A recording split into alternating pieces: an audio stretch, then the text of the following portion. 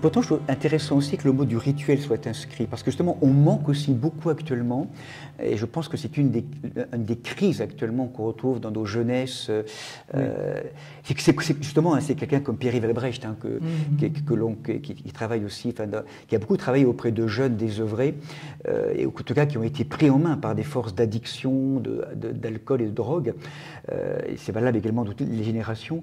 Mais souvent, l'un des manques actuellement qu'il y a justement dans nos sociétés contemporaines, c'est le sens des rituels de passage.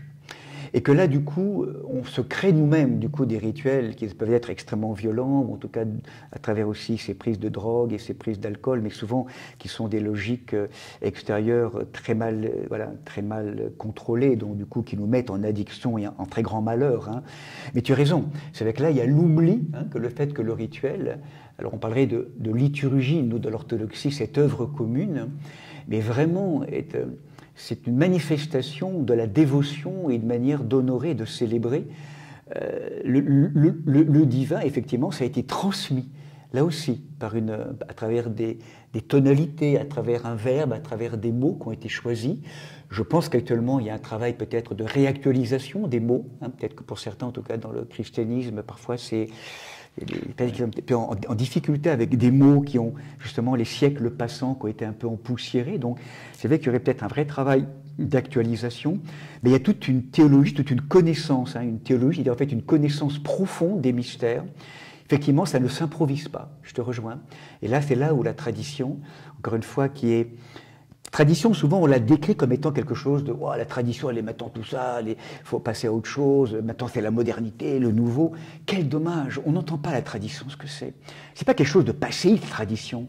Ça ne nous ramène pas dans le passé. La tradition, on pourrait dire, c'est une grande dame vivante, en fait, qui a des racines terrestres qu'il va falloir actualiser tout au long de l'histoire, et aujourd'hui, bien sûr, qu'il y a une actualisation de la tradition, mais c'est aussi une grande dame qui a des racines dans la dimension éternelle et céleste et divine. Et là, mettre à bas comme ça la tradition, c'est se couper de ses racines célestes. La tradition a vraiment quelque chose qui véhicule des vérités éternelles. Et là, je trouve qu'aujourd'hui, dans cette propension à mettre de côté ou à minimiser la tradition, effectivement, comme tu le rappelais, peut-être au nom d'une néo-spiritualité, peut-être qui peut être intéressante, mais du coup, là, pas intéressante, en même temps, qui est déraciné, enfin, qui peut être déraciné vraiment. Et je trouve que là, il peut y avoir vraiment en tout cas, un vrai lieu d'attention, de discernement.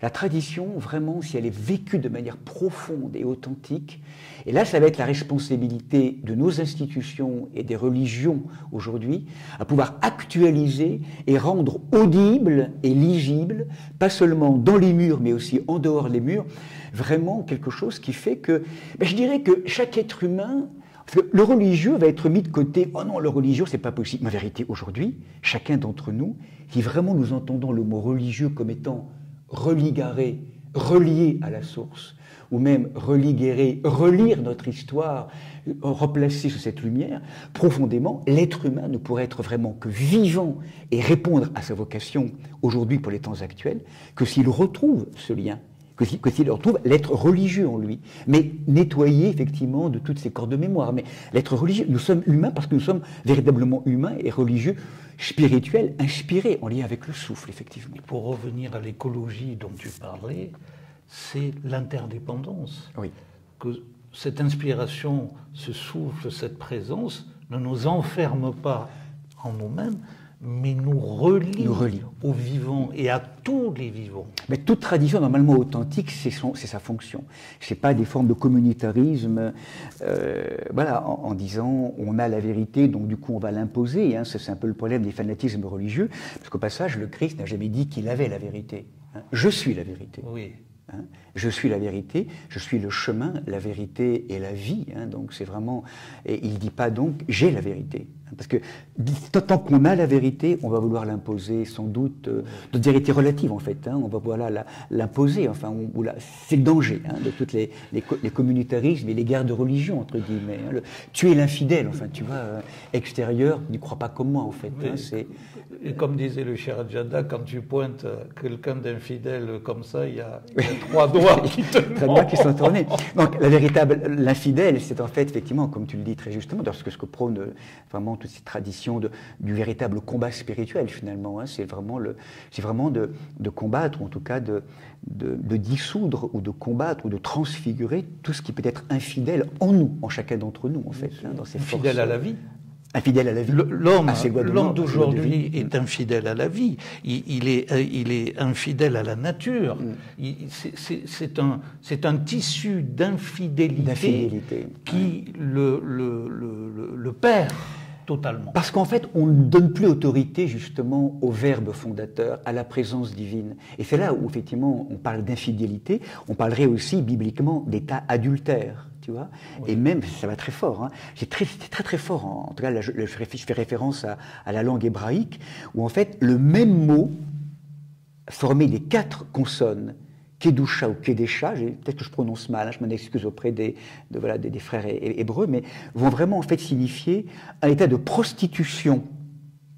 Si nous donnons pouvoir et autorité à des forces qui vont nous manipuler, qui nous rendent infidèles, qui nous rendent objets, littéralement, ou au contraire, sainteté, si nous redonnons véritablement autorité dans notre vie intérieure au souffle, au souffle du vivant, à la vie, au vivant, au verbe. Même mot pour décliner 2 états. En fait, on n'a pas d'autre choix, finalement, soit d'être prostituée, quand je parle du mot prostituée, c'est un mot très fort, hein, effectivement, qui peut être très choquant pour certains d'entre nous. C'est pas forcément ces prostitutions telles qu'on peut les décliner aujourd'hui, à travers le don des corps, en monnayant de l'argent. C'est la prostitution biblique, littéralement, c'est un état d'être objet,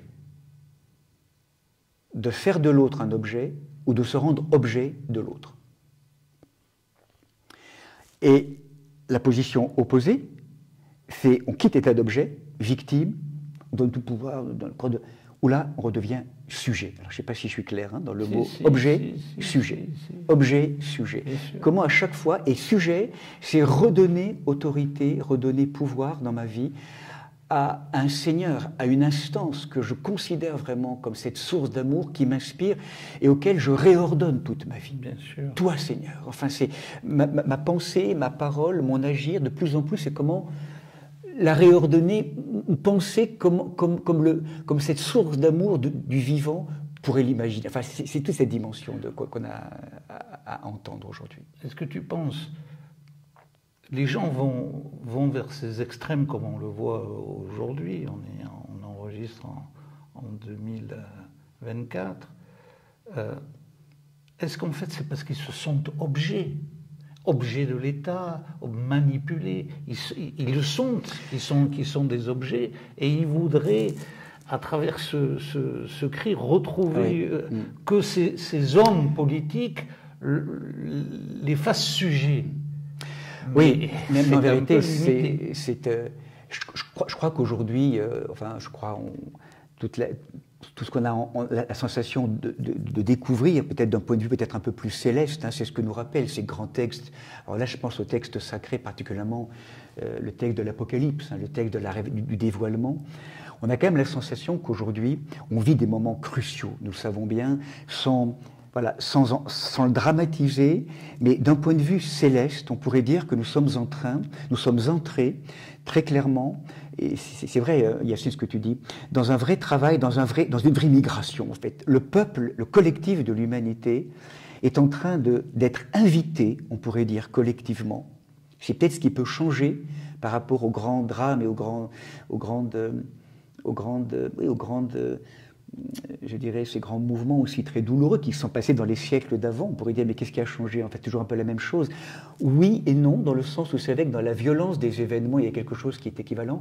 Mais par contre, ce qui est peut-être nouveau, c'est l'universalité du processus. C'est que toute l'humanité est conviée aujourd'hui à un grand mouvement que le texte biblique nomme comme une Pâque, la Pessah, qui est en fait la sortie du piège, qui est en fait le projet d'une mutation, enfin, tu vois, de mouvement d'une humanité qui est en train, tout doucement et très douloureusement, en entrant dans ce qu'on pourrait aussi nommer, parce qu'on le retrouve dans le texte sacré, des douleurs d'accouchement, d'enfantement, on est en train de quitter une espèce de pensée ou de matrice d'une terre, on pourrait dire, de pensée un peu d'un vieux paradigme. Une mentalité. Une mentalité, exactement, d'une mentalité un peu, tu vois, alors où ça a été beaucoup influencé par la notion du capitalisme, enfin, là, faudrait vraiment, je ne vais pas te montrer dans le détail, mais cette notion d'avidité, de voracité, enfin, tu vois, de consommation des réserves, enfin, là, ça vient se greffer de chosification de cette humanité, finalement, une humanité très adolescente encore, immature et adolescente, qui effectivement se laisse continuer à donner beaucoup de pouvoir à ces forces de manipulation, parce que ça l'arrange aussi, en fait. Tu vois, espèce de truc, en fait, où c'est nous-mêmes qui donnons pouvoir à ces forces-là. Et aujourd'hui, cette humanité, elle est convoquée à grandir. Un vrai crise de maturation. Un vrai moment de mutation. Maintenant, vous n'êtes pas créés simplement pour être des enfants un peu... comment on pourrait dire, un peu des enfants capricieux, qui peuvent se plaindre sans arrêt, ingrats, et puis qui se rebellent sans arrêt, enfin qui ne sont jamais contents, en fait, une espèce de corps de plainte perpétuel, et où là, dans le collectif de l'humanité aujourd'hui, c'est très percuté actuellement par tout ce que nous vivons, c'est l'invitation à quitter ce vieux paradigme, cette vieille mentalité qui est là, humaine, et ça touche, qu'on soit au courant ou pas de tout ça, mais on a l'impression que c'est ça qui est en train de se passer, pour aller vraiment vers une humanité... à terme, on ne connaît pas encore bien les contours, mais une humanité qui va être invitée à être plus spirituelle. En tout cas, à ouvrir d'autres dimensions, c'est clair. Sinon, là, c'est la fin. Enfin, l'humanité telle qu'elle est, on est allé au bout. Enfin, il y a une espèce de système qui est en train de... à bout de souffle. Hein. Il y a quelqu'un comme Michel Maxime Heger en parle très bien, hein, dans ses logiques aussi au niveau écologique, au niveau politique. Il y a des prises de... il n'y a rien qui est fait vraiment pour que ça se transforme. On a l'impression qu'il y a des forces qui... Et là, ce qui est très beau en ce moment, hein, c'est la levée de plus en plus d'hommes et de femmes, tu vois, qui sont là en termes d'entendre aussi, consciemment ou inconsciemment, qu'il y a quelque chose, on le sent bien, de plus en plus de nouveau. Il faut vraiment arriver maintenant à révéler ou à aller, mais on est porté par un mouvement, par un élan, moi je crois vraiment, parce qu'on voit toujours souvent le drame, et c'est terrible ce qui se passe actuellement, avec des révélations terrifiantes hein, de choses, de ces mouvements qui agissent à bas bruit, qui enténèbrent, le pire du pire, hein, toutes ces forces qui touchent toujours en fait à trois axes: possession, pouvoir, jouissance. C'est toujours par là que ces forces de l'ombre viennent de rejoindre. Espèce de truc hyper développé, démesure. Hein. Tu parlais d'hybris tout à l'heure, c'est vraiment ça. Société marchandisée, où la possession, le pouvoir, le sexe, enfin tu vois, des trucs vraiment qui sont vraiment dévoyés. Et comment pervertis, et j'aime bien faire ce petit jeu de mots, en fait c'est perverti parce qu'on a oublié le ver perti. La réponse au pervers, c'est toute l'humanité invitée à se tourner vers. Alors, le Père, cette figure du Père dans le sens tel que Jésus, tel qu'on le nomme le Père, mais c'est au-delà du Père, c'est ce principe qui fait être, ce principe divin, cette source d'amour, cette eau vive, ce principe de l'eau vive.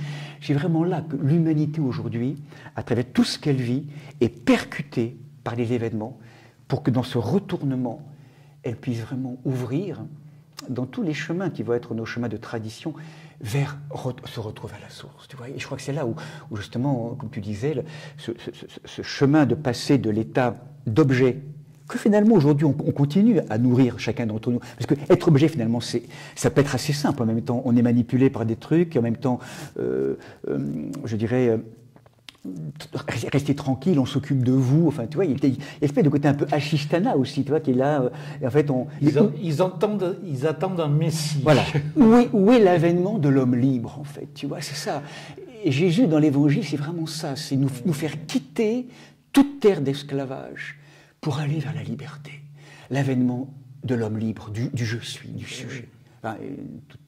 C'est vraiment quelque chose. Et là, c'est pas simple, parce que devenir sujet, c'est vraiment, voilà, je choisis d'être vivant, je choisis d'être libre, donc ça veut dire, je suis responsable, je suis capable d'amener des réponses vivantes, libres, et donc du coup, voilà, c'est quitter des systèmes pour aller vers un autre paradigme, vers une autre mentalité. Et tout ça qui est en train de se jouer aujourd'hui. Et là, on entre vraiment dans une plus grande maturité spirituelle.